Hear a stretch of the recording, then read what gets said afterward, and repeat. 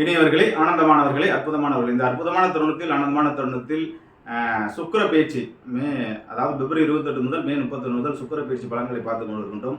சுக்கிரன் நீண்ட நெடிய நாட்கள் உச்சமாக இருக்கின்றது. அப்படி 12ஆம் இடத்தில் உச்சமாக இருக்கிற மேச ராசிக்கு என்ன பலன் என்று பார்க்கணும் நண்பர்களே.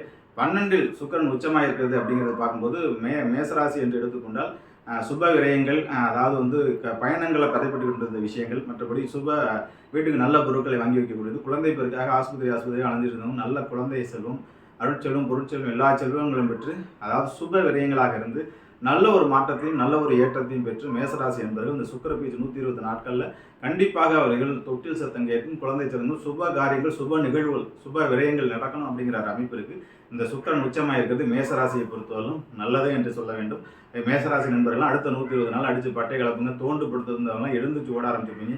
வெளிநாட்டு பயணங்கள், வெளிநாட்டு யுவங்களுக்காக எதிர்பார்த்துட்டு இருந்தவங்களாம் இடப்பெயர்ச்சி அடைவதற்கும் வெளிநாட்டு நோக்கி பயணம் செய்யக்கூடிய ஒரு வாய்ப்பு நமக்கு.